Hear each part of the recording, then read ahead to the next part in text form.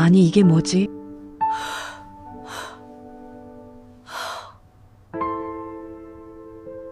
나는 오늘 시어머니의 침실 서랍에서 남자 속옷을 발견했다. 검은색 트렁크 팬티. 사이즈는 95. 우리 남편 것이 아니었다. 남편은 흰색 사각 팬티만 입는 사람이고 사이즈도 100이 넘는다. 손이 떨렸다. 아니, 이게 무슨 소리인가. 73세 시어머니 방에서 남자 속옷이라니. 며느리, 뭐 하는 거야? 뒤에서 들려온 목소리에 나는 화들짝 놀라 서랍을 닫았다. 시어머니가 문 앞에 서 있었다. 평소처럼 단정한 회색 블라우스 차림이었지만 얼굴에는 뭔가 다른 기색이 역력했다. 당황한 것인지 아니면 화가 난 것인지. 아, 어머님. 입을 정리하다가 서랍이 열려 있길래. 거짓말이었다. 나는 일부러 이 방을 뒤진 것이다. 최근 한 달간 시어머니의 행동이 너무 이상했기 때문이다. 갑자기 머리를 염색하고 화장을 하기 시작했다. 70이 넘은 나이에 립스틱을 바르고 외출하는 모습을 처음 봤을 때 나는 치매 초기 증상인가 싶었다. 그런데 그게 아니었다. 앞으로 내 방은 들어오지 마. 청소도 내가 할 테니까. 시어머니의 목소리는 차가웠다. 30년을 함께 살면서 한 번도 들어본 적 없는 톤이었다. 나는 고개를 숙이고 방을 나왔다. 복도를 걷는 내내 심장이 미친 듯이 뛰었다. 설마 그럴 리가 없어. 73인데. 하지만 설마가 사람을 잡는다고 했던가. 그날 저녁 나는 결정적인 장면을 목격했다. 저녁 식사 후 설거지를 하고 있는데 거실에서 시어머니의 휴대폰이 울렸다. 요즘 스마트폰을 새로 바꾸신 시어머니는 늘 전화를 놓치곤 했다. 나는 자연스럽게 전화기를 집어들었다. 화면에 뜬 이름을 보는 순간 나는 숨이 멎었다. 준혁이. 하트 이모티콘까지 붙어 있었다. 그 이름을 본 순간 나는 온몸에 소름이 돋았다. 준혁. 김준혁. 그 이름을 나는 알고 있었다. 아주 잘 알고 있었다. 20살 때 만났던 대학 동아리 선배. 내가 처음으로 좋아했던 남자. 결혼 전 마지막으로 만났던 사람. 전화를 받을 수도 끊을 수도 없었다. 벨소리만 허공에 울려 퍼졌다. 시어머니가 황급히 거실로 나왔다.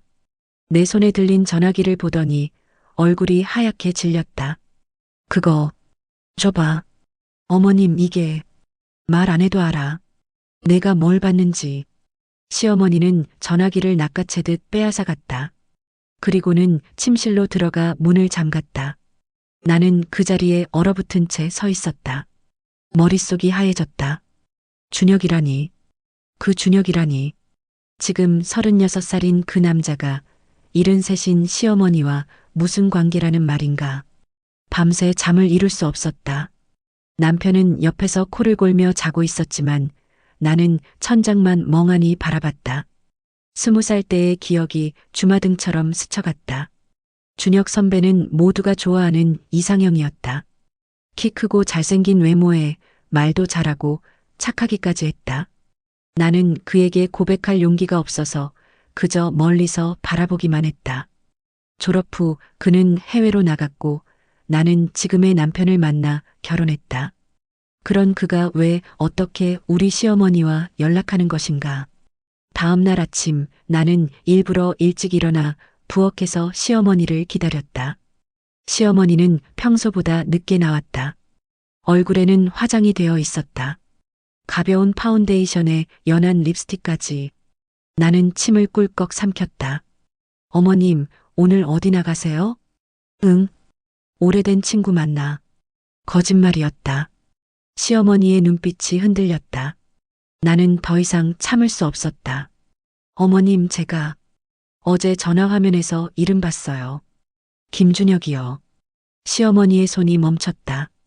찻잔을 들던 손이 공중에서 굳어졌다.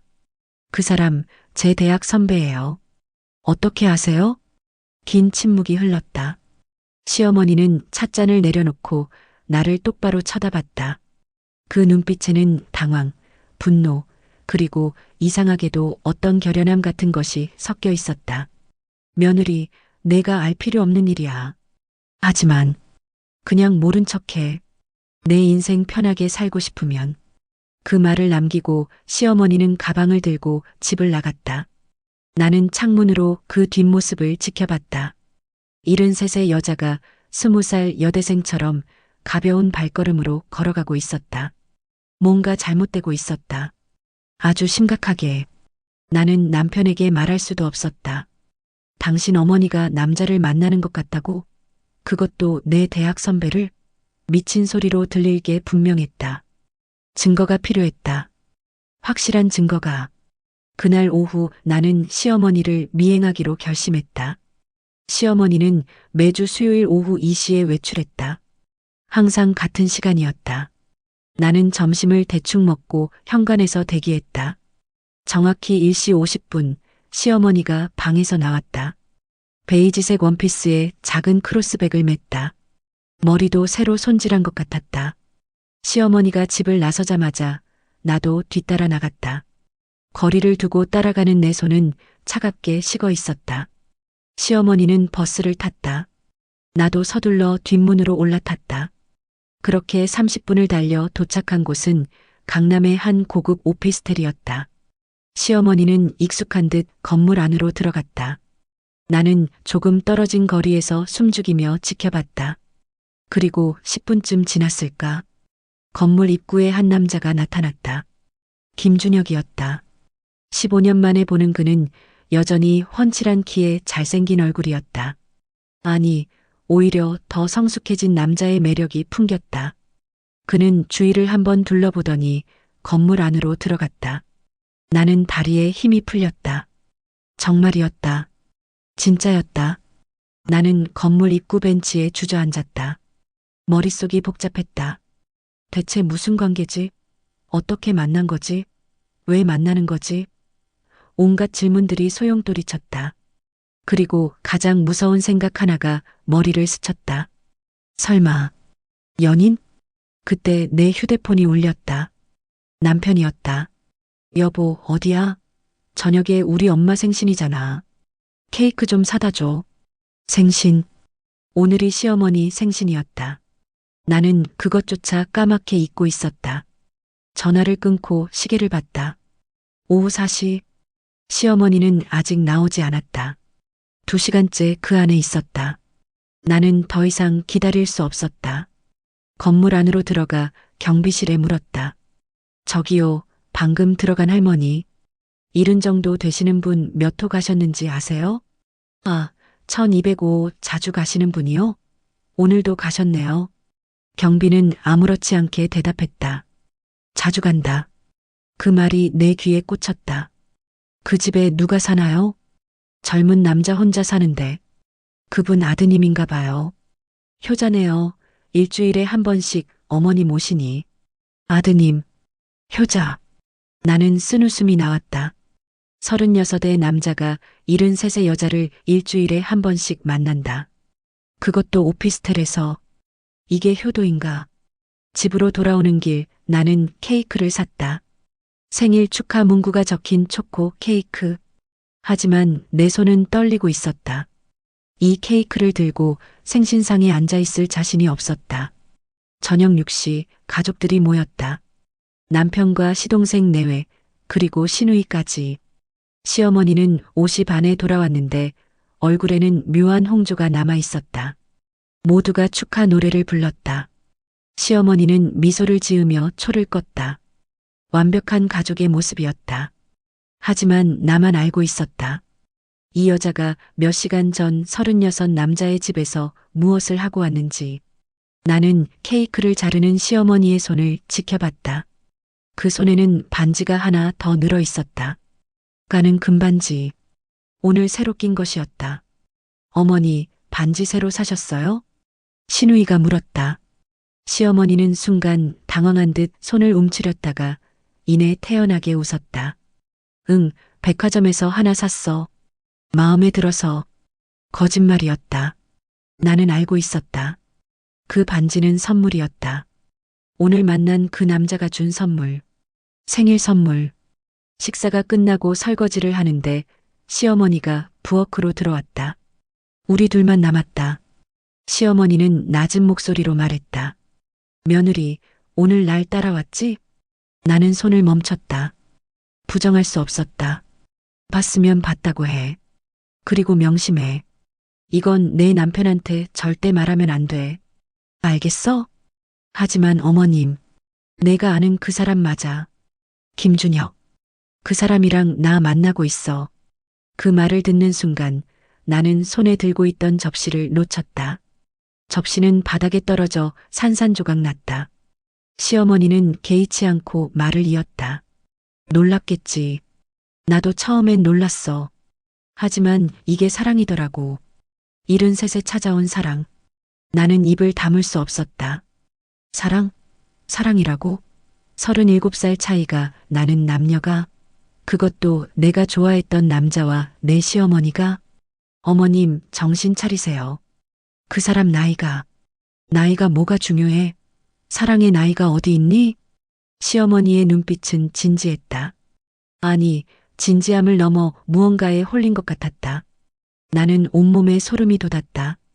이건 정상이 아니었다. 뭔가 잘못되고 있었다. 그 사람이, 어머님, 돈 노리는 거 아니에요? 순간 시어머니의 얼굴이 굳었다. 차갑게 식은 눈으로 나를 쏘아봤다. 내가 감히 뭘 안다고 그래. 준혁이는 그런 사람 아니야. 준혁이. 그렇게 친근하게 부르는 시어머니를 보며 나는 알았다. 이미 깊이 빠졌다는 것을. 그리고 이 상황이 내가 생각한 것보다 훨씬 심각하다는 것을. 그날 밤 나는 남편 몰래 시어머니 통장을 확인했다. 시어머니는 항상 통장을 거실 서랍에 보관했다. 평생 모은 돈 3억. 그런데 최근 석 달 사이 5천만 원이 빠져나가 있었다. 이체 내역을 보니 김준혁 앞으로 송금되어 있었다. 손이 떨렸다. 이건 사랑이 아니었다. 사기였다. 조직적인 사기극이었다. 나는 당장 남편을 깨우려다가 멈췄다. 시어머니의 말이 떠올랐다. 내 남편한테 절대 말하면 안 돼. 왜 말하면 안 되는 거지? 그때 복도에서 소리가 들렸다. 시어머니가 전화 통화를 하고 있었다. 준혁아, 미안해. 오늘 며느리가 알게 된 것 같아. 응, 걱정 마. 절대 말 안 할 거야. 내가 단단히 일렀으니까. 아니야, 계획대로 하면 돼. 다음 달이면 집 명의도 내 이름으로 넘길 수 있어. 나는 숨이 멎었다. 집 명의. 우리 집을? 30년을 살아온 이 집을 그 남자 이름으로 넘긴다고? 그래, 사랑해. 나도 사랑해. 통화가 끊어졌다. 나는 재빨리 방으로 돌아와 문을 닫았다. 심장이 터질 것 같았다. 이건 단순한 불륜이 아니었다. 치밀하게 계획된 재산 탈취였다. 그리고 그 중심에 김준혁이 있었다. 다음 날 아침 나는 결심했다. 이 일의 진실을 밝혀내겠다고.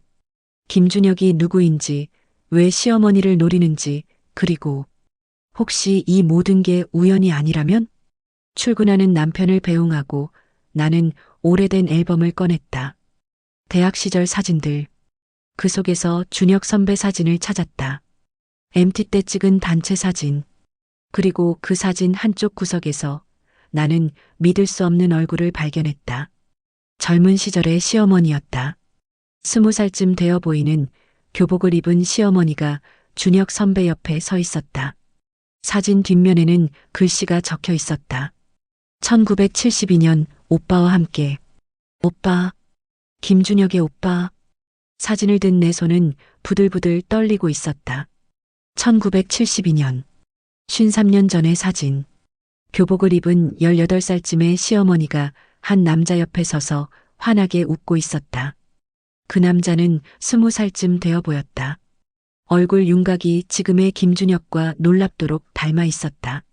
오빠와 함께. 오빠. 그렇다면 지금 시어머니가 만나는 김준혁은 그 오빠의 아들인가? 조카인가? 하지만 뭔가 이상했다. 나와 같은 대학 동아리였다는 건 우연치고는 너무 기가 막힌 우연이었다. 나는 사진을 다시 자세히 들여다봤다. 그리고 뒷면에 다른 글씨를 발견했다. 연필로 희미하게 적힌 거의 지워져가는 글씨. 준혁아, 미안해. 언니가 널 지켜주지 못해서. 언니, 준혁아? 나는 혼란스러웠다. 오빠라고 해놓고 왜 언니라고 썼을까? 아니, 그보다 중요한 건 이 사진 속 아이가 지금의 김준혁이라는 말인가? 그렇다면 나이가 맞지 않았다. 1972년생이면 지금 53살이어야 하는데 김준혁은 분명 36이었다. 나는 서둘러 컴퓨터를 켰다. 포털 사이트에 김준혁을 검색했다. 수많은 동명이인이 나왔지만 내가 아는 그 김준혁은 찾을 수 없었다. SNS도 전혀 하지 않는 사람이었다. 마치 의도적으로 흔적을 지운 것처럼. 이상해. 뭔가 숨기고 있어. 나는 가방을 들고 집을 나섰다. 갈 곳이 있었다. 대학 동창회 회장을 맡고 있는 혜진 언니. 그녀라면 준혁 선배에 대해 뭔가 알고 있을 것 같았다. 전화를 걸었다. 언니, 나야. 급한 일이 있어서 그러는데 지금 만날 수 있어? 혜진 언니는 강남에서 부동산 중개업을 하고 있었다. 일 시간쯤 후 나는 그녀의 사무실에 앉아 있었다. 커피를 한 모금 마시고 나는 조심스럽게 물었다. 언니, 김준혁 선배 기억나? 우리 동아리 선배였는데. 혜진 언니의 얼굴이 미묘하게 변했다. 뭔가 아는 게 있다는 표정이었다. 준혁이? 갑자기 왜? 그 사람 얘기는 왜 꺼내? 그냥 궁금해서. 요즘 어떻게 지내나 싶어서. 혜진 언니는 잠시 망설이다가 입을 열었다. 너 그거 알아? 그 사람 진짜 이름이 김준혁이 아니야. 나는 커피 잔을 놓을 뻔했다. 뭐라고? 응. 원래 이름은 박민준이었어. 25살 때 개명했대. 그것도 성까지 바꿨어. 박씨에서 김씨로. 보통 성은 안 바꾸잖아. 근데 그 사람은 호적까지 정리하고 완전히 새 사람이 됐어. 나는 숨이 막혔다. 박민준, 김준혁. 왜 이름을 바꿨을까? 그것도 성까지. 왜? 왜 바꿨대? 글쎄, 정확한 이유는 모르겠는데 소문으로는 집안 문제가 심각했다고 하더라. 아버지가 사업 실패하고 도망갔고 어머니는 그 충격으로 돌아가셨대. 그래서 그 집안과 연을 끊고 싶어서 개명했다나 뭐라나. 어머니가 돌아가셨다고? 응. 근데 이상한 게 준혁이가 졸업하고 얼마 안 있다가 갑자기 돈이 생겼어. 해외 나갔다 온 것도 그렇고 돌아와서는 강남에 오피스텔까지 샀더라고. 다들 의아해했지. 집안이 망했다며? 나는 머릿속이 복잡해졌다. 갑자기 생긴 돈, 강남 오피스텔, 그리고 시어머니와의 만남. 뭔가 연결되는 것 같으면서도 명확하지 않았다. 언니, 혹시 그 사람 가족 중에 김씨 성 가진 사람 없었어? 친척이라든가. 혜진 언니는 고개를 갸우뚱했다. 글쎄, 잘 모르겠는데. 근데 왜 갑자기 그 사람 얘기를 이렇게 캐는 거야? 혹시. 아니야. 그냥 우연히 생각나서. 거짓말이었다. 하지만 지금은 아무에게도 말할 수 없었다. 혜진 언니와 헤어지고 나는 집으로 돌아오는 길에 머릿속을 정리했다. 박민준에서 김준혁으로 개명. 어머니의 죽음. 갑자기 생긴 돈. 그리고 시어머니와의 만남. 이 모든 게 우연일 리 없었다. 집에 도착하니 시어머니는 없었다. 수요일도 아닌데 외출을 한 것이었다. 나는 기회다 싶어 다시 시어머니 방으로 들어갔다. 이번에는 더 꼼꼼히 뒤졌다. 옷장, 서랍장, 침대 밑까지. 그리고 옷장 구석에서 낡은 상자 하나를 발견했다. 상자를 열자 오래된 편지들이 가득했다.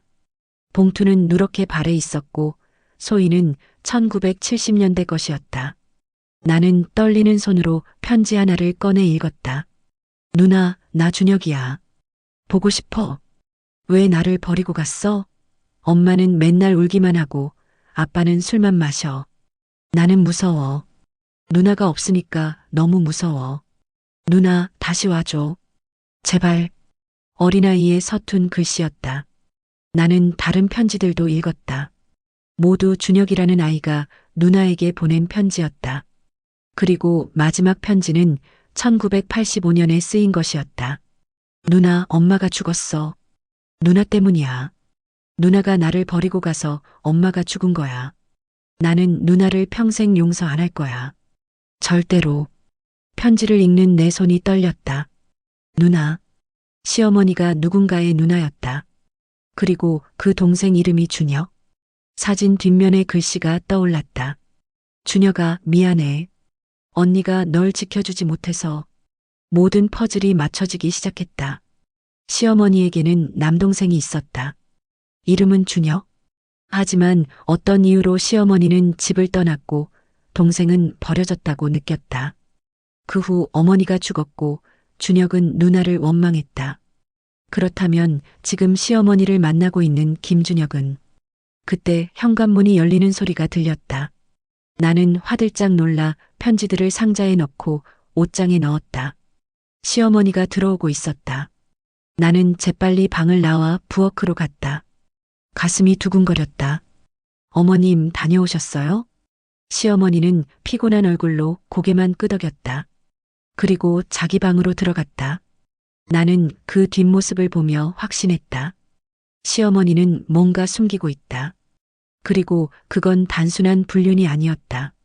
저녁을 준비하면서 나는 계속 생각했다. 편지 속의 준혁이 지금의 김준혁과 같은 사람일까? 나이로 따지면 가능했다.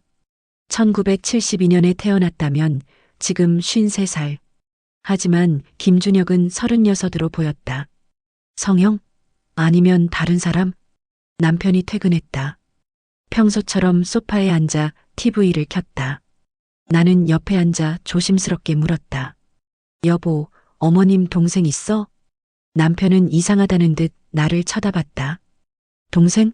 왜 갑자기? 그냥 궁금해서. 한 번도 외가 쪽 얘기를 안 하시길래. 남편은 잠시 생각하더니 말했다. 아, 옛날에 한 번 들은 것 같긴 한데. 남동생이 있었대. 근데 어렸을 때 죽었다고 들었어. 사고로. 사고? 응. 자세한 건 나도 몰라. 엄마가 그 얘기만 나오면 말 안 하시거든. 트라우마인가 봐. 나는 고개를 끄덕였다. 죽었다. 사고로. 하지만 편지는 1985년까지 있었다. 그렇다면 적어도 그때까지는 살아 있었다는 뜻이다. 남편이 알고 있는 건 거짓이거나 아니면 시어머니가 거짓말을 한 것이었다. 밤이 깊었다. 남편은 먼저 잠들었다. 나는 조용히 일어나 거실로 나왔다. 그리고 시어머니 방 쪽을 바라봤다. 방 안에서는 불빛이 새어나오고 있었다. 시어머니도 잠들지 못한 모양이었다. 나는 몰래 방문 앞으로 다가갔다. 안에서 시어머니의 목소리가 들렸다. 전화 통화를 하고 있었다. 준혁아, 나 요즘 너무 힘들어. 며느리가 자꾸 의심하는 것 같아. 어떡하지? 침묵. 응, 알아. 조금만 더 참으면 돼. 다 끝나면 우리 둘이 떠나는 거지. 그래, 믿어. 너만 믿어. 또 침묵. 그런데 말이야, 준혁아. 내가 너한테 미안한 게 있어. 그때 일. 아직도 악몽을 꿔. 내가 나를 원망하는 것도 당연해. 언니가 너를 버렸으니까. 나는 숨을 죽였다. 언니. 시어머니가 직접 말했다. 자신이 준혁의 누나라고. 하지만 나도 어쩔 수 없었어. 그때 나는 임신했었어. 내 형부가. 아니, 그 사람이 날 임신시키고 도망갔잖아. 엄마 아빠는 나를 쫓아냈고 나는 갈 곳이 없었어. 너를 데리고 갈 수도 없었고. 임신. 쫓겨남. 나는 새로운 사실을 알게 됐다. 시어머니는 미혼모였다. 그리고 동생을 두고 집을 떠났다. 그래도 나는 너를 잊은 적 없어. 평생 미안하게 생각했어. 그래서 내가 다시 나타났을 때 너무 반가웠어. 내 동생이 살아있었다는 게. 전화가 끊어졌다. 나는 재빨리 자리를 피했다. 방으로 돌아와 침대에 누웠지만 잠은 오지 않았다. 모든 게 명확해졌다. 김준혁은 시어머니의 남동생이었다. 어렸을 때 버려졌고 그 원망을 평생 품고 살았다. 그리고 지금 누나에게 복수하고 있었다. 사랑이 아니었다. 처음부터 사랑 따위는 없었다. 그저 재산을 노린 치밀한 복수극이었다. 하지만 시어머니는 그걸 모르고 있었다. 아니, 알면서도 모른 척하고 싶은 건가? 동생에 대한 죄책감 때문에. 다음 날 아침 나는 결심했다. 김준혁을 직접 만나야 했다. 그의 정체를 확인하고 계획을 막아야 했다. 남편에게는 친구를 만난다고 거짓말했다. 그리고 강남의 그 오피스텔로 향했다. 1205. 초인종을 누르기 전 나는 심호흡을 했다. 떨리는 손으로 버튼을 눌렀다. 잠시 후 문이 열렸다. 김준혁이 서 있었다. 15년 만에 마주한 그는 여전히 잘생겼지만 어딘가 차가운 눈빛을 하고 있었다. 누구세요? 저 기억하세요? 대학 동아리. 그의 눈빛이 변했다. 나를 알아본 것이었다. 아, 네. 기억나요. 무슨 일이세요? 할 말이 있어서요. 들어가도 될까요? 그는 잠시 망설이다가 문을 열어줬다. 깔끔한 인테리어의 거실. 하지만 어딘가 차가운 느낌이었다. 소파에 앉자 그가 물었다. 무슨 일이신지? 선배님 알아요. 선배님이 우리 시어머니 만나고 계신 거. 그의 얼굴이 굳었다. 하지만 곧 태연한 표정을 지었다. 아, 그거요. 그건 시어머니가 선배님 누나라는 것도 알아요. 그리고 선배님이 재산을 노리고 있다는 것도요. 순간 그의 눈빛이 싸늘하게 변했다. 미소가 사라지고 차가운 얼굴이 드러났다. 많이 알고 계시네요. 그만두세요. 더 이상 시어머니를 이용하지 마세요. 그는 비웃듯 웃었다. 그 웃음이 등골을 오싹하게 만들었다. 이용? 내가 누나를 이용한다고요? 웃기네요. 내가 누나한테 받아야 할 게 얼마나 많은데. 하지만 이건 범죄예요. 사기고 배임이에요. 범죄?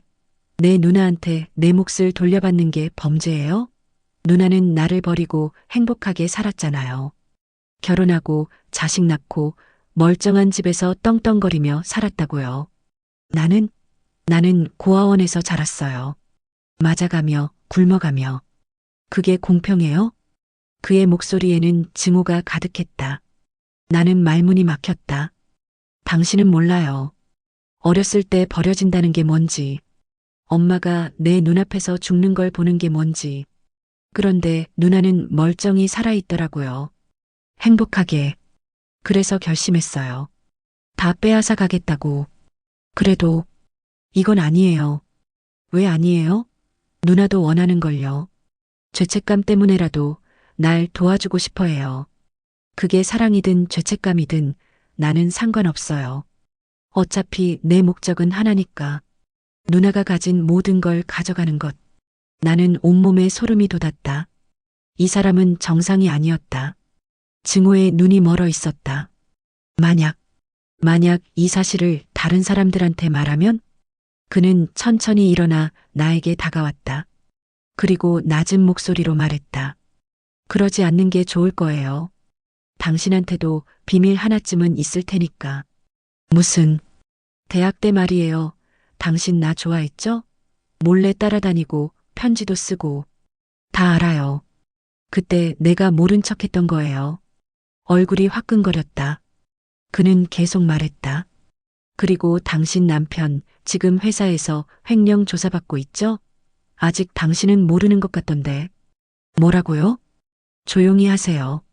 누나 일에 끼어들지 말고 당신 가정이나 잘 챙기세요. 안 그러면 당신 남편 일 내가 경찰에 제보할 수도 있으니까. 협박이었다. 나는 다리에 힘이 풀렸다. 남편이 횡령? 그게 사실이라면. 믿기지 않으면 확인해 보세요. 당신 남편 회사 감사팀에 물어보면 알걸요? 나는 아무 말도 할 수 없었다. 김준혁은 다시 소파에 앉으며 말했다. 이제 가보세요. 그리고 명심하세요. 이 일에 끼어들면 당신 가정이 먼저 무너져요. 나는 비틀거리며 일어났다. 현관문을 나서는 순간 그의 목소리가 들렸다. 아, 그리고 하나 더. 당신 친정어머니도 이 일에 연루되어 있어요. 모르셨죠? 나는 뒤돌아봤다. 그는 차갑게 웃고 있었다. 무슨 소리예요? 나중에 알게 될 거예요. 재미있는 진실을요. 문이 닫혔다.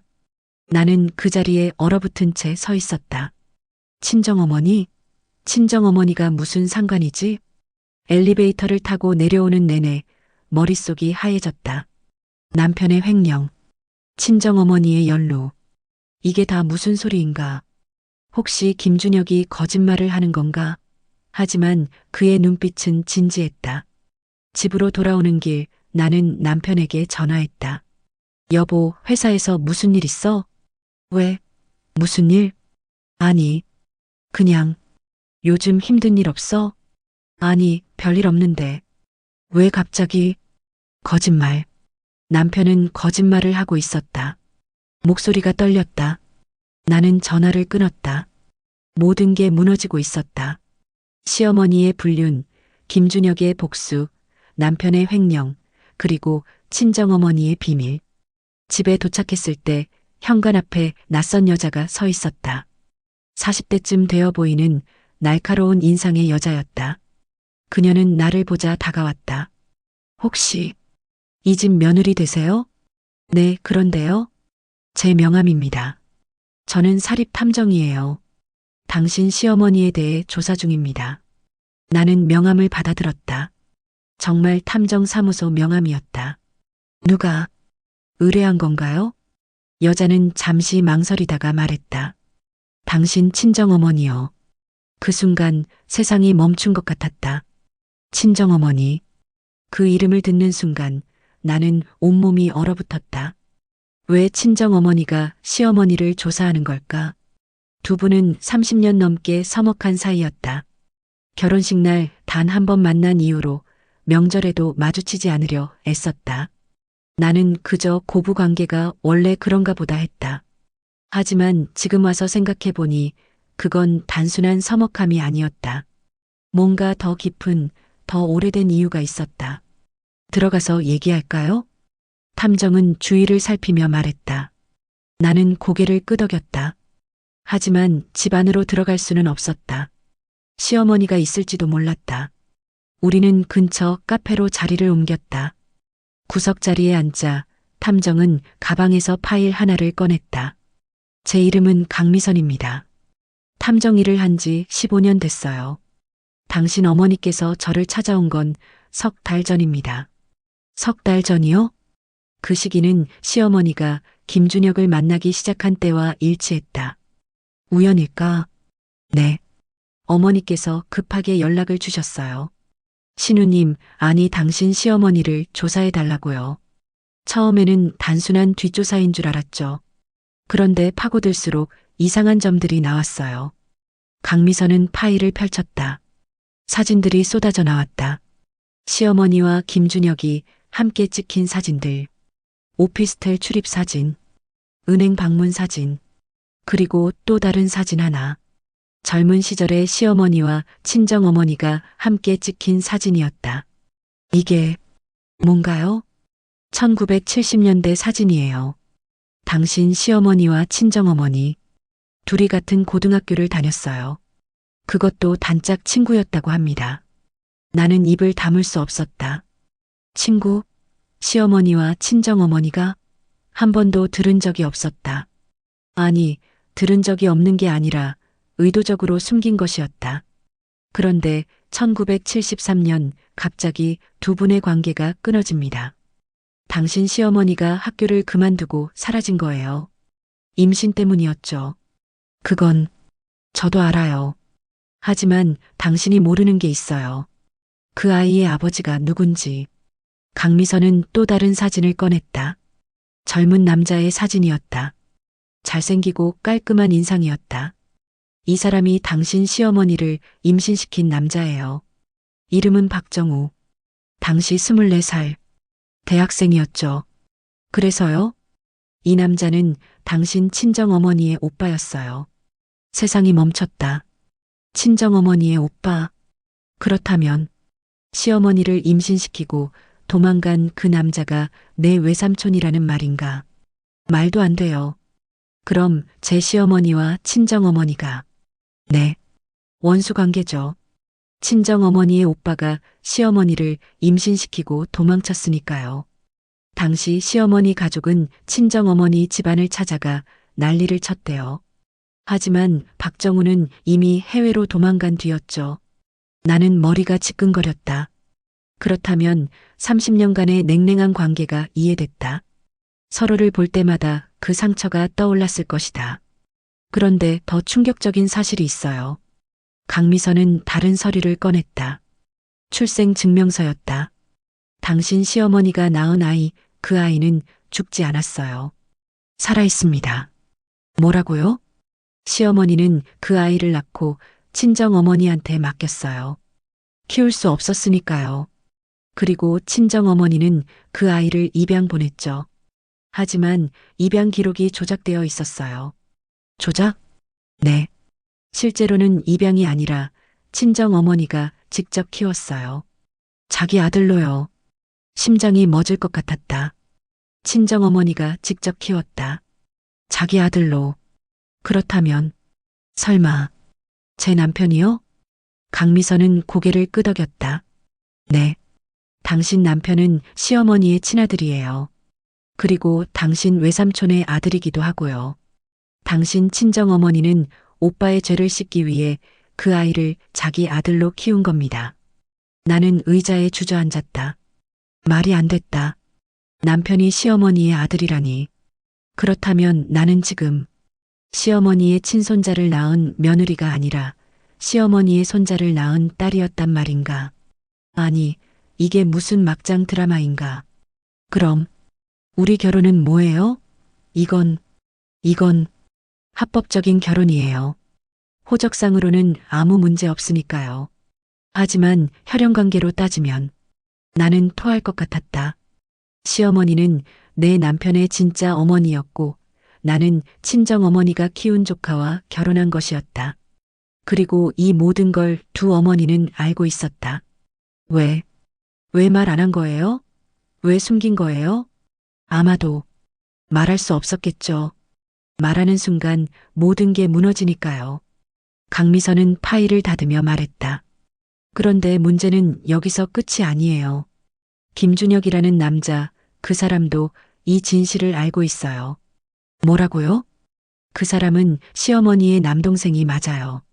하지만 복수하려는 대상이 시어머니만이 아니에요. 친정어머니도 포함되어 있죠. 왜요? 친정어머니가 조카를 가로챘으니까요. 시어머니가 낳은 아이를 자기 아들로 키웠잖아요. 김준혁은 그것도 용서할 수 없는 거예요. 자기 조카를 빼앗긴 거나 마찬가지니까요. 모든 게 연결됐다. 김준혁의 복수는 시어머니에게만 향한 게 아니었다. 친정어머니, 그리고 나와 내 남편에게도 향해 있었다. 우리 가족 전체를 무너뜨리려는 것이었다. 그럼 제 남편 횡령건도 네. 김준혁이 조작한 거예요. 회사 내부 사람을 매수해서 증거를 만들었죠. 아직 발각되지 않았지만 곧 터질 거예요. 나는 온몸이 떨렸다. 이 모든 게 김준혁의 계획이었다. 시어머니의 재산을 빼앗고 남편을 범죄자로 만들고 우리 가족을 완전히 파괴하려는 것. 막아야 해요. 어떻게든 막아야 해요. 그래서 제가 여기 온 거예요. 친정어머니께서 부탁하셨어요. 며느리에게 모든 걸 알려주고 함께 대응하라고요. 엄마가 왜 직접 말 안 하고 미안해서 그러시겠죠. 30년간 숨겨온 비밀을 이제 와서 털어놓기가 쉽지 않았을 겁니다. 강미선은 명함을 하나 더 꺼내 내밀었다. 이 주소로 가보세요. 친정어머니께서 기다리고 계실 거예요. 그리고 준비하세요. 더 충격적인 이야기가 남아있으니까요. 더요? 뭐가 더 있다는 거예요? 강미선은 일어서며 마지막으로 말했다. 김준혁에게는 공범이 있어요.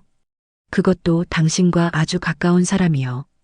그 말을 남기고 그녀는 사라졌다. 나는 명함을 쥔 채 멍하니 앉아 있었다.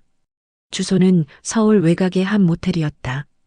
왜 하필 모텔인가 싶었지만 아마도 남들 눈을 피하기 위해서였을 것이다. 나는 곧장 그곳으로 향했다. 차를 몰고 가는 내내 머릿속이 복잡했다. 남편이 시어머니의 친아들이라니. 그리고 나는 그것도 모르고 결혼했다. 아이들은?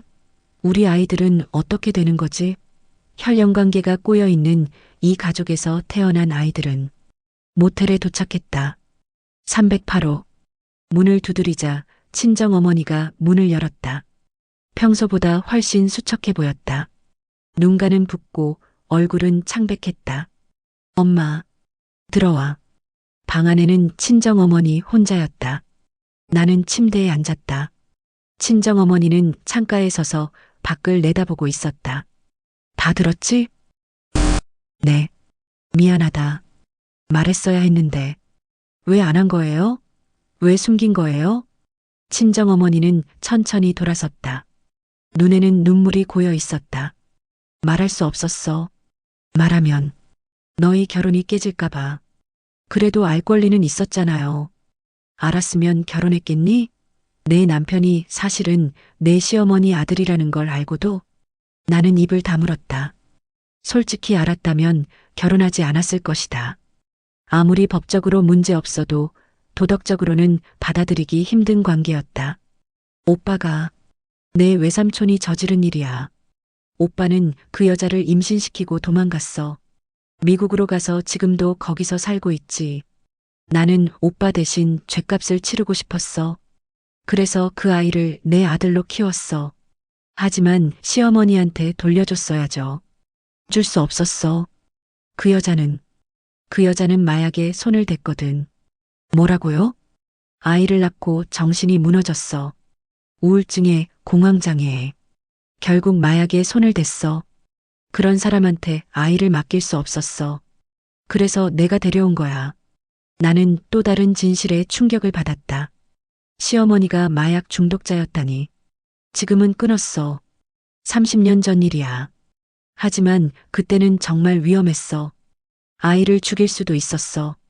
그래서 내가 구한 거야. 그럼 남편은? 우리 남편은 알아요? 모를 거야. 내가 철저히 숨겼으니까. 출생 기록도 조작하고 주변 사람들 입도 막고 완벽하게 내 아들로 만들었어. 그럼 시어머니는요? 시어머니도 몰라요? 친정어머니는 고개를 저었다. 알아. 그 여자는 알고 있어. 하지만 아이를 찾아가지 않았어. 자격이 없다고 생각했나 봐. 그래서 멀리서 지켜보기만 했지. 그래서였구나. 시어머니가 우리 결혼을 그렇게 찬성했던 이유가 며느리가 아니라 사실은 친아들의 아내였으니까.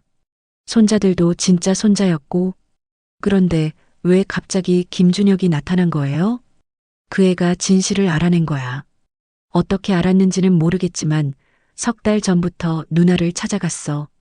처음에는 감동적인 재회인 줄 알았는데 아니었어. 복수였어. 친정어머니는 가방에서 서류 뭉치를 꺼냈다. 이것 봐. 김준혁이 만든 계획서야. 누나한테서 재산을 빼앗고 내 남편을 범죄자로 만들고 우리 가족을 완전히 무너뜨리려는 계획. 서류를 펼쳐보니 정말 치밀한 계획이 적혀 있었다. 1단계 시어머니와 접촉해 신뢰 얻기. 2단계 연인 관계로 발전시켜 재산 이전. 3단계 남편 회사의 증거 조작. 4단계 가족 붕괴 후 복수 완성. 어떻게 이걸 구한 거예요? 탐정이 김준혁 컴퓨터를 해킹했어. 불법이지만 어쩔 수 없었어. 그럼 이걸로 고소하면 되잖아요. 안 돼. 불법으로 얻은 증거는 법정에서 인정 안 돼. 오히려 우리가 역고소당할 수 있어. 나는 한숨을 쉬었다. 막다른 골목이었다. 그럼 어떡해요? 이대로 당하고만 있어야 해요? 친정어머니는 내 손을 잡았다. 내가 방법을 생각해뒀어. 위험하지만 김준혁을 함정에 빠뜨리는 거야. 함정이요? 그 애의 공범을 이용하는 거야. 공범이 누군지 알아? 나는 고개를 저었다. 강미선 탐정이 말했던 가까운 사람. 대체 누구란 말인가? 내 시누이야. 순간 숨이 멎었다. 시누이. 남편의 여동생. 아니, 시어머니의 친딸. 그렇다면 시누이가 왜요? 그 애도 알고 있어. 오빠가 사실 친오빠가 아니라는 걸. 그리고 엄마가 바람피워 낳은 자식이라고 오해하고 있어. 오해요? 응. 신우이는 오빠가 엄마의 혼외자라고 생각해. 그래서 평생 오빠를 미워했어. 김준혁은 그걸 이용한 거야. 신우이한테 진실의 일부만 말해주고 복수에 동참시킨 거지. 나는 머릿속이 복잡해졌다. 신우이도 공범이었다니. 그렇다면 명절 때마다 남편에게 차갑게 대했던 이유가 설명됐다. 혼외자라고 생각했으니까. 신우이를 설득할 수 있어요? 할 수 있어. 진실을 알려주면 돼. 오빠가 혼외자가 아니라 엄마의 친아들이라는 걸. 그리고 김준혁이 그걸 이용해 복수하고 있다는 걸. 그럼 신우이가 우리 편이 되는 건가요? 그렇게 만들어야지. 다른 방법이 없어. 친정어머니는 휴대폰을 꺼내 신우이에게 문자를 보냈다. 만나자. 내 오빠에 대한 진실을 알려줄게. 답장은 금방 왔다. 언제? 어디서? 내일 만날 거야. 너도 같이 가자. 신우이를 설득해서 김준혁의 계획을 무너뜨리는 거야. 나는 고개를 끄덕였다. 하지만 불안했다. 과연 신우이가 우리 말을 믿을까? 30년간 쌓인 오해와 미움을 하루아침에 풀 수 있을까? 그런데 엄마, 한 가지 더 궁금한 게 있어요. 뭔데? 시어머니는 왜 지금까지 침묵한 거예요? 아들을 찾아가지도 않고 진실을 말하지도 않고. 왜요? 친정어머니는 한참을 침묵하다가 입을 열었다. 그 여자도 나처럼 죗값을 치르고 있는 거야. 어렸을 때 동생을 버린 것, 아들을 키우지 못한 것. 그 죄책감 때문에 평생 고통받고 있는 거지. 그래도 사람은 다 자기 방식대로 벌을 받는 법이야. 그 여자는 침묵으로, 나는 거짓말로. 우리 모두 벌을 받고 있어. 그날 밤 나는 집으로 돌아갔다. 남편은 거실에서 TV를 보고 있었다. 나는 그 뒷모습을 보며 생각했다. 이 사람은 내 남편이자 시어머니의 아들이고 외삼촌의 아들이기도 하다. 우리 관계는 복잡하게 얽혀 있었다. 여보, 늦었네. 어디 갔었어? 응. 친구 만났어. 거짓말이었다. 하지만 아직은 말할 수 없었다. 모든 게 정리될 때까지는. 침대에 누워 천장을 바라봤다. 내일 신우이를 만나면 모든 게 시작될 것이다. 김준혁과의 싸움, 진실을 밝히는 싸움, 그리고 이 꼬여버린 가족을 지키는 싸움. 새벽 2시 휴대폰이 울렸다. 모르는 번호였다. 받자마자 낯선 남자 목소리가 들렸다. 부인, 조심하세요. 내일 만남, 김준혁도 알고 있어요. 누구세요? 그냥 조언해주는 사람이에요. 함정일 수 있으니 조심하세요. 전화가 끊어졌다. 나는 식은땀을 흘렸다. 김준혁이 알고 있다. 내일 만남이 오히려 우리를 위험에 빠뜨릴 수도 있다는 뜻이었다. 하지만 물러설 수 없었다. 이미 시작된 전쟁이었다. 나는 휴대폰을 꼭 쥐고 내일을 기다렸다. 다음 날 오후 2시, 약속 장소는 강남의 한 호텔 라운지였다. 친정어머니와 나는 일찍 도착해 구석자리에 앉았다. 주변을 경계하며 신우이를 기다렸다. 어젯밤 받았던 그 전화가 계속 신경 쓰였다. 김준혁도 알고 있다는 말. 혹시 지금 이 순간에도 우리를 감시하고 있는 건 아닐까? 긴장하지 마. 괜찮을 거야. 친정어머니가 내 손을 잡았다. 하지만 그 손도 차갑게 떨리고 있었다. 우리 모두 불안했다. 정확히 2시 신우이가 나타났다. 41살의 신우이는 평소처럼 깔끔한 정장 차림이었다. 하지만 얼굴에는 경계심이 가득했다. 그녀는 우리를 보자마자 냉소를 띄었다. 무슨 일이에요? 오빠 얘기를 한다더니. 앉아. 서서 얘기하기 뭐하잖아. 친정어머니의 말에 신우이는 마지못해 앉았다. 나는 커피를 주문했다. 하지만 아무도 손대지 않았다. 긴장된 침묵이 흘렀다. 내가 알고 있는 것부터 얘기해 볼래? 내 오빠에 대해서. 친정어머니가 먼저 입을 열었다. 신우이는 비웃듯 말했다. 뭘 얘기하라는 거예요? 그 사람이 제 친오빠가 아니라는 거요? 엄마가 바람피워 낳은 자식이라는 거 다 알아요. 김준혁 삼촌한테 들었어요. 삼촌. 신우이는 김준혁을 삼촌이라고 불렀다. 그렇다면 이미 관계를 알고 있었다는 뜻이다. 준혁이가 뭐라고 했는데? 엄마가 젊었을 때 다른 남자랑 바람피워 낳은 게 오빠라고요. 그래서 할머니가 엄마를 쫓아냈고 오빠는 이모. 아니 이 사람이 키웠다고요. 신우이는 친정어머니를 가리켰다. 친정어머니는 한숨을 쉬었다. 반만 맞고 반은 틀렸어. 뭐가 틀렸는데요? 내 오빠는 엄마가 바람피워 낳은 게 아니야. 엄마가 진짜로 낳은 친아들이야. 신우이의 얼굴이 굳었다. 무슨 소리예요? 친정어머니는 천천히 모든 진실을 풀어놓기 시작했다. 외삼촌이 시어머니를 임신시킨 것. 시어머니가 아이를 낳았지만 키울 수 없었던 것. 그래서 친정어머니가 데려와 자기 아들로 키운 것. 모든 이야기를 들은 신우이는 얼굴이 창백해졌다. 그럼 오빠는 엄마 친아들이라는 거예요? 그래. 내 친오빠 맞아. 그럼 제가 30년간 오빠를 미워한 건 오해였어. 김준혁이 거짓말을 섞어서 내게 말한 거야. 너를 이용하려고. 신우이는 고개를 떨구었다.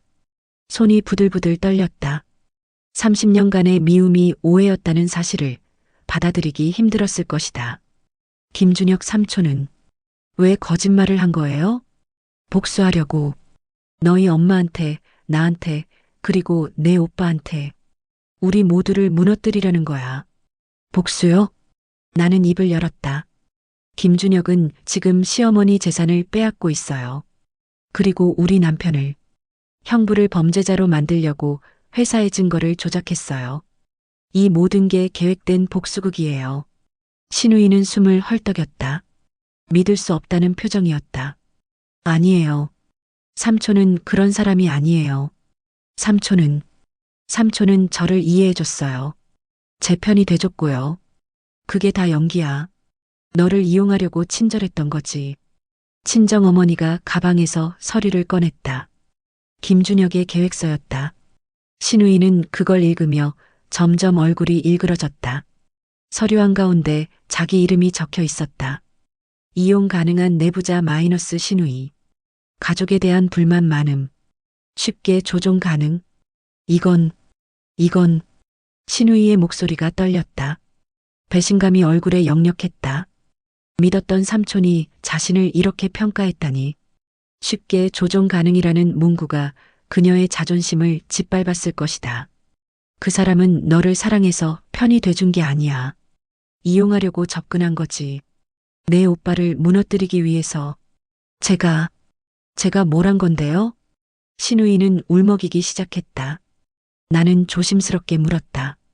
형님, 혹시 형부 회사 일에 대해 김준혁 씨한테 얘기한 적 있어요? 있어요. 오빠가 요즘 회사에서 큰 계약 맡고 있다고. 그리고 회사 전산 시스템 비밀번호도. 신우이는 말을 잇지 못했다. 자신이 무엇을 저질렀는지 깨달은 것이다. 형부 회사 전산에 누군가 불법으로 접근한 흔적이 있어요. 그리고 형부 명의로 이상한 거래 내역이 만들어졌어요. 김준혁이 형님한테 받은 정보로 침입한 거예요. 아니에요. 제가 그런 줄 알았으면. 신우이는 얼굴을 감쌌다. 울음소리가 새어나왔다. 자신이 오빠를 함정에 빠뜨렸다는 죄책감이 그녀를 짓눌렀다. 이제라도 늦지 않았어. 우리랑 협력하면 돼. 친정어머니가 말했다. 하지만 신우이는 고개를 저었다. 어떻게 협력해요? 이미 저는 오빠를 배신했어요. 30년간 미워하고 이제는 범죄자로 만들었어요. 오빠가 절 용서할까요? 용서받으려면 바로 잡아야지. 김준혁의 계획을 막아야 해. 어떻게요? 나는 앞으로 몸을 숙이며 말했다. 형님이 김준혁 씨를 다시 만나서 증거를 확보하는 거예요. 녹음이든 문서든. 그 사람이 직접 범죄를 인정하는 증거를요. 신우이는 고개를 들었다. 눈가가 벌겋게 부어 있었다. 위험하지 않을까요? 위험해요. 하지만 다른 방법이 없어요. 친정어머니가 덧붙였다. 그리고 내가 아니면 안 돼. 김준혁은 아직 너를 믿고 있으니까. 너만이 그 사람한테 접근할 수 있어. 신우이는 한참을 고민하다가 고개를 끄덕였다. 알겠어요. 해볼게요. 오빠한테 속죄하는 셈 치고 우리는 구체적인 계획을 짰다. 신우이가 김준혁을 만나 형부를 완전히 무너뜨리려면 어떻게 해야 하냐고 물으며 대화를 유도하는 것. 그 과정에서 범죄 사실을 자백받아 녹음하는 것. 증거만 확보하면 경찰에 고소할 수 있었다. 오늘 밤에 만날게요. 삼촌이 항상 목요일 밤에 저를 만나거든요. 조심해. 절대 들키면 안 돼. 알아요. 신우이는 자리에서 일어났다. 떠나기 전 그녀는 나를 돌아보며 말했다. 올케. 아니, 동생. 미안해요. 내가 정말 미안해요. 괜찮아요. 이제라도 바로잡으면 돼요. 신우이는 고개를 숙이고 사라졌다. 우리는 자리에 남아 커피를 마셨다.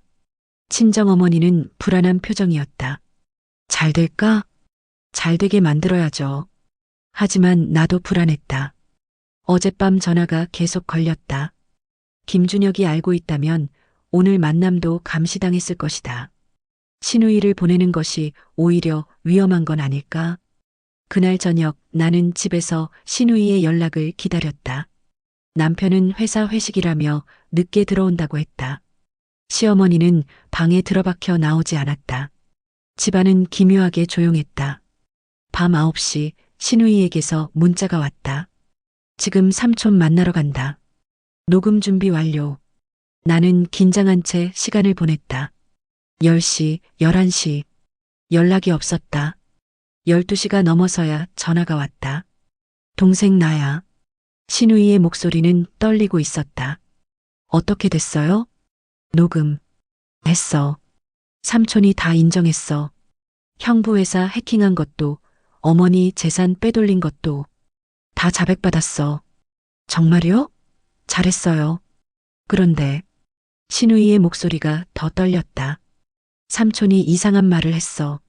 어머니가 사실은 어머니가 뭐요? 어머니가 3달 전에 암 진단을 받았대. 말기래. 이미 전이가 많이 됐고 나는 숨이 멎었다. 시어머니가 암? 말기?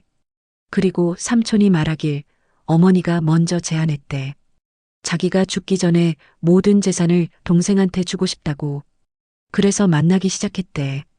그게 무슨 소리예요? 우리가 잘못 알았던 거야. 삼촌이 어머니를 속인 게 아니라 어머니가 삼촌을 찾아간 거래. 죽기 전에 속죄하고 싶어서. 머리가 하얘졌다. 모든 게 뒤집혔다. 시어머니가 먼저. 그렇다면 우리가 막으려던 게 오히려 시어머니의 뜻이었단 말인가? 하지만 형부 회사 일은요? 그건 분명 범죄잖아요? 그것도 삼촌 말로는 어머니가 시킨 거래. 형부를 시험하려고. 위기 상황에서 어떻게 행동하는지 보려고. 말도 안 돼요. 나도 믿기지 않아. 그래서 어머니한테 직접 확인해 보라고 했어. 내일 우리 모두 모여서 얘기하자고 했어. 어머니, 삼촌, 우리 모두. 전화가 끊어졌다. 나는 멍하니 앉아 있었다. 모든 게 혼란스러웠다. 시어머니가 암말기라니. 그리고 먼저 김준혁을 찾아갔다니. 우리가 착각한 건가? 아니면 이것도 김준혁의 거짓말인가? 그때 시어머니 방문이 열렸다. 시어머니가 나왔다. 평소보다 훨씬 수척해 보였다. 나는 이제야 깨달았다. 최근 몇 달간 시어머니가 눈에 띄게 말랐던 것을, 밥도 잘 안 드셨던 것을. 며느리 다 들었지? 어머님, 미안하다. 말 안 하고 일을 벌여서. 시어머니는 소파에 앉았다. 나는 옆에 앉으며 물었다. 정말 암이세요? 응. 췌장암. 이미 늦었어. 길어야 6개월. 눈물이 났다. 아무리 복잡한 관계여도 시어머니는 30년을 함께 산 가족이었다. 왜 말 안 하셨어요? 말하면 너희가 불쌍히 여길까봐. 나는 동정받고 싶지 않았어. 그냥 조용히 정리하고 싶었어. 준혁 씨는 정말 어머님이 먼저 찾아간 거예요? 시어머니는 고개를 끄덕였다. 30년간 찾고 있었어. 내 동생. 내가 버린 동생. 죽기 전에 만나서 용서를 구하고 싶었어. 그래서 사립탐정 고용해서 찾았지. 그런데 왜 연인처럼 행동하신 거예요? 시어머니는 쓸쓸하게 웃었다. 준혁이가 원했어. 내가 얼마나 고통스러운지 느껴보라고. 73세 늙은 여자가 젊은 남자와 연인인 척하는 게 얼마나 우스운지. 그게 준혁이의 복수 방법이었어. 그럼 재산은요? 줄 거야. 다 줄 거야. 내가 가진 모든 것. 그게 내가 할 수 있는 속죄니까. 하지만 남편은요? 아드님. 아니, 아들은요?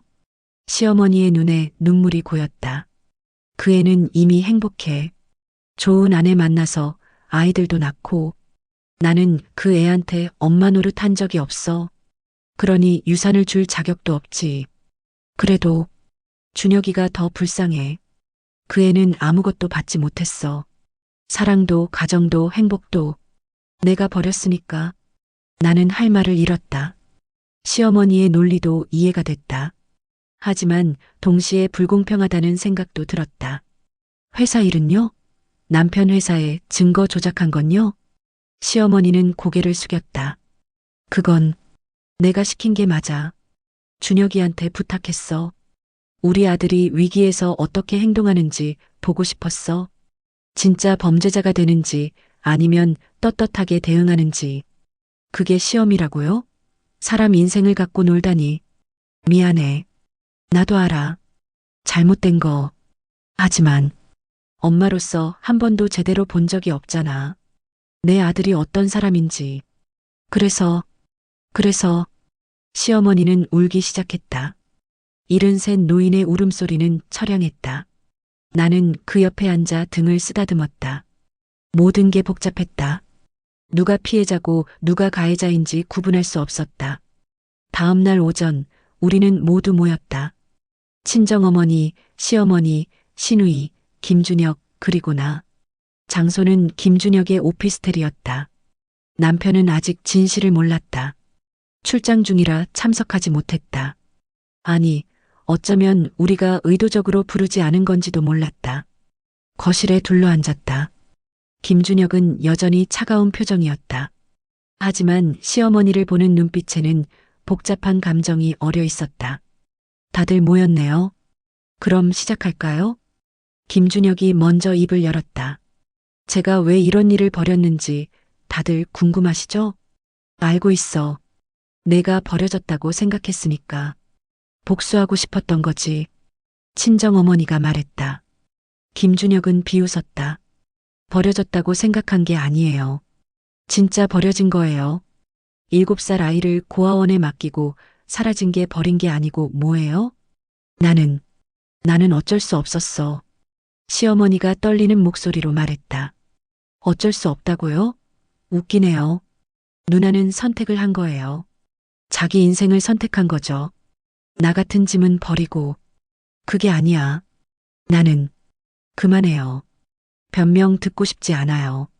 김준혁은 서류를 꺼냈다. 이게 재산 이전 계약서예요.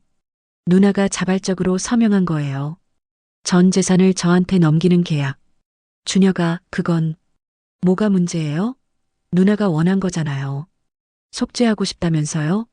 시어머니는 아무 말도 하지 못했다. 김준혁은 계속했다. 그리고 조카 회사 일도 누나가 시킨 거예요.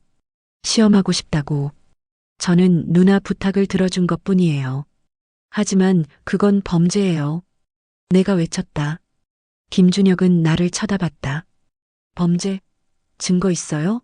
누나가 자발적으로 한 일인데 뭐가 범죄예요? 어머님을 협박한 거 아니에요? 협박? 누나, 제가 협박했나요? 시어머니는 고개를 저었다. 아니, 내가 협박하지는 않았어. 봐요. 이게 다 합의하에 이뤄진 일이에요. 당신들이 끼어들 문제가 아니라고요. 나는 할 말을 잃었다. 정말 시어머니가 원한 거라면 우리가 막을 명분이 없었다. 법적으로도 문제가 없었다. 그럼 우리 오빠는요? 신우이가 물었다. 회사 일로 오빠가 억울하게 조사받으면 어떡해요? 그건 누나 탓이죠. 처음부터 시험 같은 거 안 하면 됐잖아요. 김준혁은 태연했다. 모든 책임을 시어머니에게 떠넘겼다. 그리고 솔직히 말하면 저는 조카한테 관심 없어요. 그 사람이 범죄자가 되든 말든 제 알 바 아니에요. 제가 원하는 건 누나한테 받을 거 받는 것뿐이에요. 받을 거라니. 넌 가족이잖아. 친정어머니가 소리쳤다. 가족? 가족이 7살 아이를 버려요? 가족이 30년간 한 번도 찾지 않아요? 나는 찾고 싶었어. 하지만 뭐예요? 용기가 없었다고요? 미안한 마음이 있었다고요? 그런 게 변명이 돼요? 김준혁의 목소리는 점점 커졌다.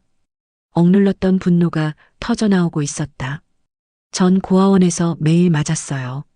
밥도 제대로 못 먹었어요. 겨울에도 얇은 옷 입고 떨었어요. 근데 누나는요? 따뜻한 집에서 새 남편 만나서 새 자식 낳아서 행복하게 살았잖아요. 나도 행복하지 않았어. 시어머니가 소리쳤다. 나도 매일 너 생각하며 울었어. 미안해서 죄책감 때문에 미칠 것 같았어. 그게 뭐가 돼요? 그깟 죄책감이 뭐가 돼요? 제 인생 돌려줄 수 있어요? 둘은 서로를 바라보며 울었다. 30년간 쌓인 원망과 죄책감이 폭발하는 순간이었다. 나는 그 장면을 보며 깨달았다. 이건 단순한 재산 다툼이 아니었다.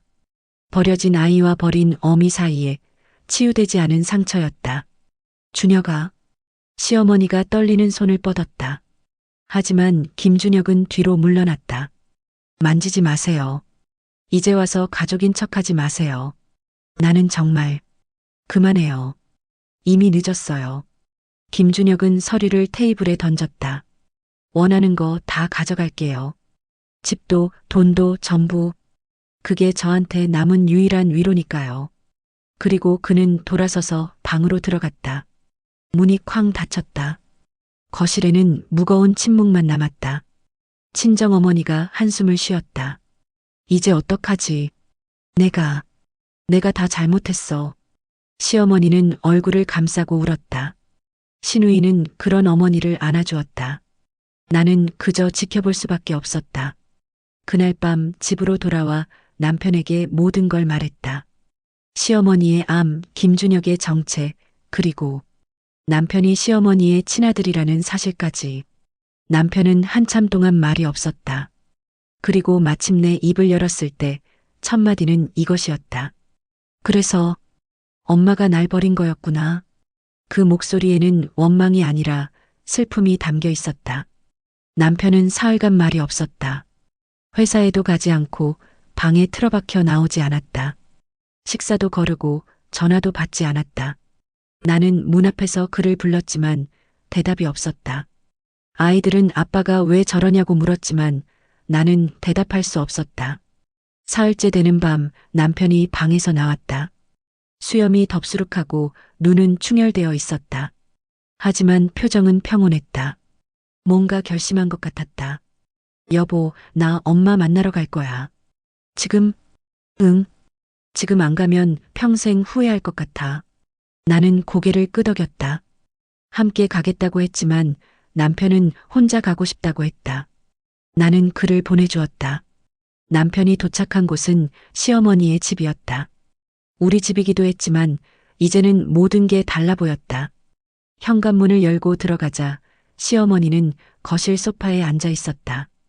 많이 수척해진 모습이었다. 엄마, 남편이 불렀다. 시어머니는 깜짝 놀라 고개를 들었다. 아들을 보자 눈에 눈물이 고였다. 왔니? 들었어요. 다. 남편은 소파에 앉았다. 시어머니와 마주보며 말을 이었다. 제가 엄마 친아들이라는 것, 그리고 엄마가 저를 키우지 못했다는 것, 다 들었어요. 미안하다. 처음엔 화가 났어요. 왜 말 안 했냐고. 왜 평생 거짓말했냐고. 시어머니는 고개를 숙였다. 하지만 생각해봤어요. 엄마 입장에서는 어쩔 수 없었겠죠. 18살에 임신해서 갈 곳도 없고 아이 키울 돈도 없고. 그래도 그래도 널 버린 건 변명할 수 없어. 버린 게 아니라 살리신 거잖아요. 남편의 말에 시어머니는 고개를 들었다. 만약 엄마가 저를 데리고 갔으면 우린 둘 다 굶어 죽었을 거예요. 엄마도 알잖아요. 그때는 미혼모가 살기 힘든 시대였어요. 저를 이모한테 맡긴 건 저를 살리기 위한 선택이었어요. 시어머니는 눈물을 흘렸다. 그렇게 생각해 주는 거니? 물론 아프긴 해요. 평생 엄마가 진짜 엄마가 아니라고 생각하고 살았는데 알고 보니 진짜 엄마였다니. 근데 그 엄마는 저를 버렸다고 생각했고 아프죠. 정말 미안해. 하지만 엄마도 아프셨잖아요. 평생 죄책감에 시달리면서 사셨잖아요. 그게 얼마나 힘들었을지 이제는 알 것 같아요. 남편은 시어머니의 손을 잡았다. 엄마, 이제 그만 아파해요. 저도 이제 알았으니까. 엄마가 저를 사랑했다는 거. 그냥 표현할 방법이 없었던 거라는 거. 아들아. 그리고 준혁 삼촌한테도 재산 주세요. 엄마가 원하시는 거면 저는 괜찮아요. 하지만 그건 삼촌도 피해자예요. 저처럼. 아니, 저보다 더 심한 피해자죠. 저는 그래도 이모가 잘 키워줬지만 삼촌은 고아원에서 자랐잖아요. 남편은 깊게 숨을 쉬었다. 만약 엄마가 삼촌한테 재산 주는 게 속죄라고 생각하신다면 저는 지지할게요. 그게 엄마를 편하게 해드리는 길이라면요. 시어머니는 아들을 꼭 안았다. 30년 만에 처음으로 제대로 안아보는 것이었다. 두 사람은 한참을 그렇게 울었다. 그 모습을 복도에서 지켜보던 김준혁이 있었다. 그는 문틈으로 그 장면을 보며 표정이 일그러졌다. 조카와 누나의 화해. 그게 못마땅한 건지 아니면 부러운 건지 그 자신도 알 수 없었다. 며칠 후 시어머니는 병원에 입원했다. 암이 급격히 악화됐다. 이제는 집에서 지낼 수 있는 상태가 아니었다. 우리는 교대로 병실을 지켰다. 남편, 시누이, 나 그리고 친정어머니까지. 김준혁도 가끔 찾아왔지만 오래 머물지는 않았다. 어느 날 밤 내가 병실을 지키고 있을 때였다. 시어머니가 잠에서 깨어 나를 불렀다. 며느리. 아니, 딸. 네, 어머님. 너한테 할 말이 있어. 시어머니는 침대 옆 서랍을 가리켰다. 나는 서랍을 열었다. 안에는 봉투 하나가 있었다. 그거 내 엄마한테 전해줘. 봉투를 열어보니 편지였다. 시어머니가 친정어머니에게 쓴 편지. 읽어봐도 돼요? 읽어. 어차피 너도 알아야 할 내용이니까. 나는 편지를 펼쳤다. 시어머니의 떨리는 글씨로 빼곡히 적혀 있었다.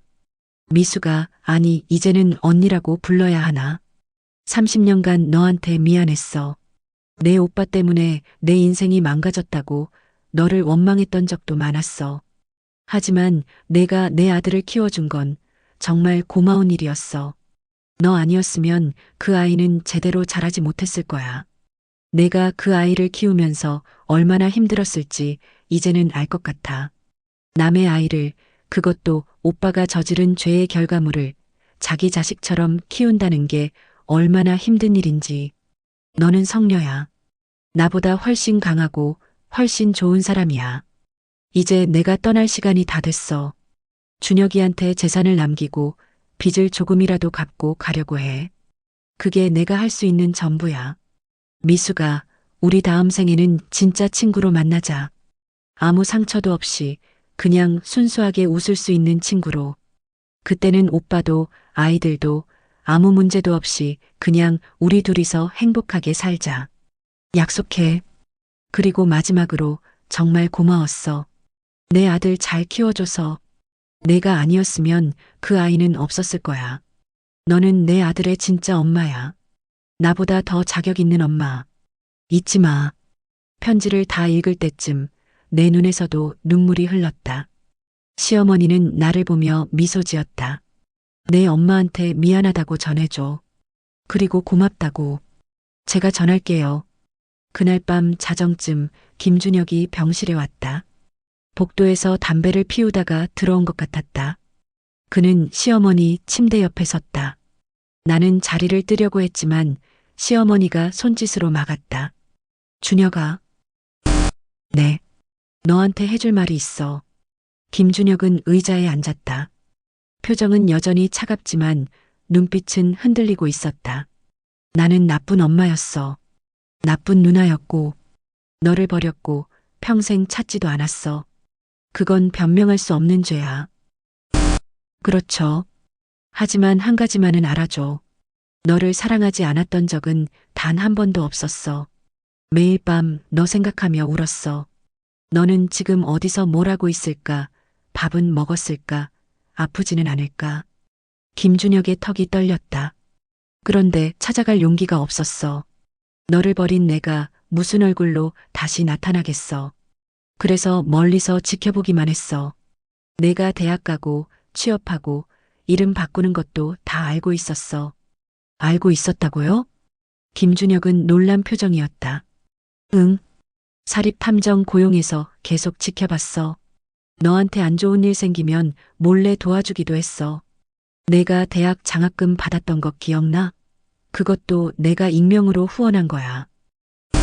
몰랐어요. 물론이지. 들키면 안 되니까. 나는 그냥 멀리서 너를 지켜보는 걸로 만족하려고 했어. 시어머니는 잠시 숨을 고르고 말을 이었다. 그런데 암 진단을 받았어. 그래서 이제는 용기를 내야겠다고 생각했어. 죽기 전에 너를 만나서 미안하다고 말하고 내가 가진 걸 다 주고 싶었어. 그래서 저를 찾아온 거였군요. 응. 그런데 내가 나를 사랑하는 척하라고 했지. 고통받는 걸 보고 싶다고. 나는 그게 당연하다고 생각했어. 내가 너한테 준 고통에 비하면 아무것도 아니니까. 김준혁은 고개를 숙였다. 손으로 얼굴을 감쌌다. 하지만 준혁아, 이제 그만 아파했으면 좋겠어. 복수는 너를 행복하게 만들지 못해. 나도 알아. 원망과 증오는 자기 자신을 더 아프게 할 뿐이야. 그럼 전 어떻게 살아야 하는데요? 용서해. 나를 그리고 너 자신을. 그게 쉽게 되는 줄 아세요? 시어머니는 김준혁의 손을 잡았다. 안 쉬워. 나도 알아. 30년 걸렸으니까. 하지만 그래야 너도 자유로워질 수 있어. 증오에서 벗어나서 진짜 내 인생을 살 수 있어. 김준혁은 울기 시작했다. 30년간 참았던 눈물이 터져나왔다. 어린아이처럼 엉엉 울었다. 시어머니는 그런 동생을 안아주었다. 미안해, 준혁아. 누나가 정말 미안해. 누나. 두 사람은 한참을 그렇게 울었다. 나는 조용히 병실을 나왔다. 그들에게는 둘만의 시간이 필요했다. 복도에서 남편을 만났다. 남편도 그 장면을 문틈으로 봤는지 눈가가 붉어져 있었다. 괜찮겠죠? 내가 물었다. 남편은 고개를 끄덕였다. 괜찮을 거야. 이제 시작이니까. 그로부터 이틀 후 시어머니는 조용히 눈을 감았다. 마지막까지 김준혁의 손을 잡고 있었다. 장례식에는 많은 사람이 왔다.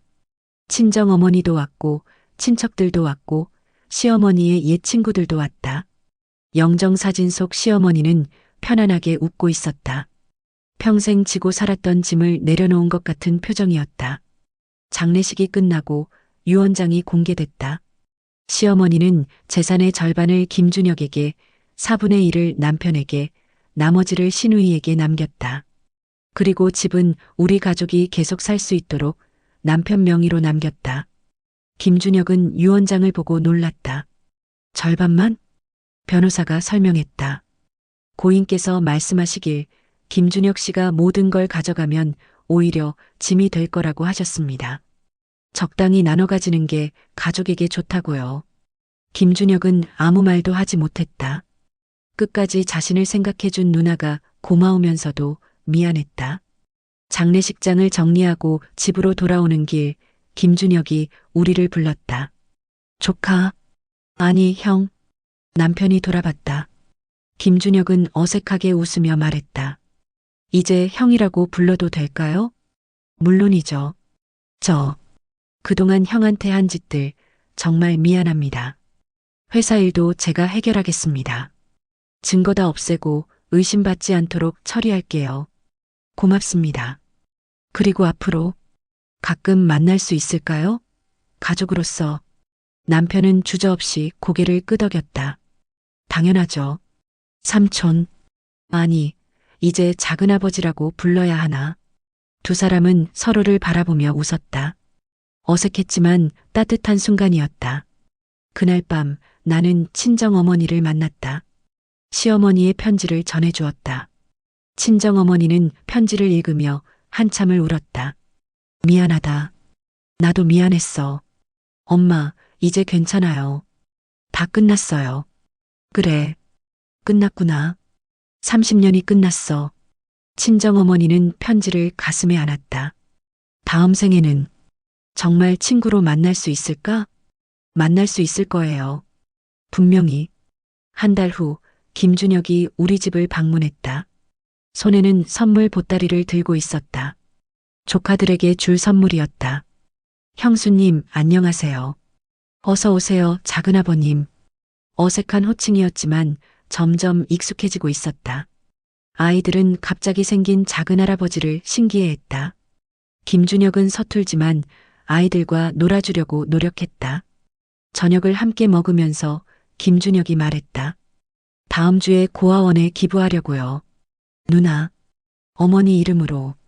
좋은 일이네요. 그리고 제가 자랐던 고아원에도 갈 거예요.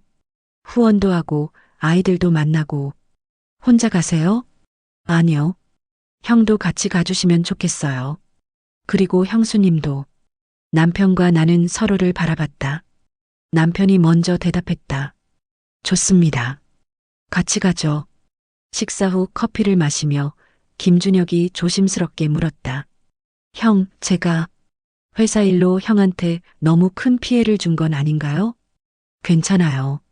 이미 해결됐어요. 회사에서도 조사 결과 아무 문제 없다고 했어요. 다행이네요. 정말 죄송합니다.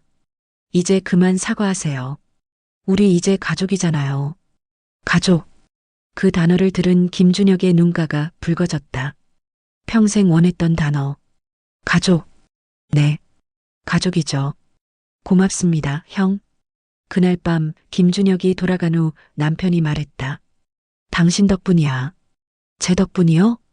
당신이 진실을 밝혀내지 않았으면 우리 가족은 정말 무너졌을 거야. 어머니도 죄책감 안고 돌아가셨을 거고, 삼촌도 평생 증오하며 살았을 거고, 저도 가족이니까요. 당연한 거죠. 남편은 나를 꼭 안아주었다. 석 달 후, 우리는 모두 함께 시어머니 산소를 찾아갔다. 남편, 신우이, 김준혁, 그리고 친정어머니까지. 묘비에는 이렇게 적혀 있었다. 사랑했지만 표현하지 못한 어머니, 이제 편히 쉬소서. 김준혁이 꽃을 놓으며 중얼거렸다. 누나, 이제 편히 쉬세요. 저도 이제 괜찮아요. 더 이상 아프지 않아요. 바람이 불었다. 마치 시어머니가 대답하는 것 같았다. 그래, 고마워. 내 동생. 산을 내려오면서 친정어머니가 말했다. 우리도 이제 편해진 것 같아. 30년간 짊어진 짐을 내려놓은 기분이야. 그러게요, 엄마. 그리고 말이야. 친정어머니는 멈춰서서 우리를 돌아봤다. 우리 이제 진짜 가족으로 살자. 숨기는 것도 거짓말도 없이 그냥 서로 사랑하고 아껴주면서. 모두가 고개를 끄덕였다. 그렇게 우리는 새로운 시작을 약속했다. 그날 저녁 집으로 돌아와 일기를 썼다. 오늘 우리 가족의 긴 겨울이 끝났다.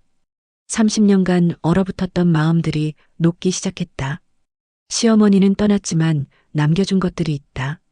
용서, 화해, 그리고 진짜 가족의 의미. 김준혁 작은아버지는 이제 우리 가족이 되었다. 어색하지만 점점 가까워지고 있다. 남편도 진짜 어머니를 알게 되었고 그 사실을 받아들였다. 신우이도 오해를 풀었고 이제는 오빠를 진심으로 아낀다. 그리고 나는 이 복잡한 가족 속에서 중심을 잡는 법을 배웠다. 진실을 밝히는 용기도 배웠고 용서하는 법도 배웠다. 인생은 정말 드라마 같다. 누가 이런 일을 상상이나 했겠는가. 하지만 이게 우리 가족의 이야기다. 상처투성이지만 서로를 아끼는 가족. 완벽하지 않지만 진심인 가족. 시어머니, 아니 어머님. 이제 편히 쉬세요. 저희는 잘 살아갈게요. 어머님이 남겨주신 사랑으로, 용서로 우리는 계속 나아갈 거예요. 그리고 언젠가 우리 아이들이 이 이야기를 들을 날이 오면 이렇게 말해줄 거예요. 가족은 완벽하지 않아도 괜찮다고. 중요한 건 서로를 포기하지 않는 거라고. 끝까지 함께하는 거라고.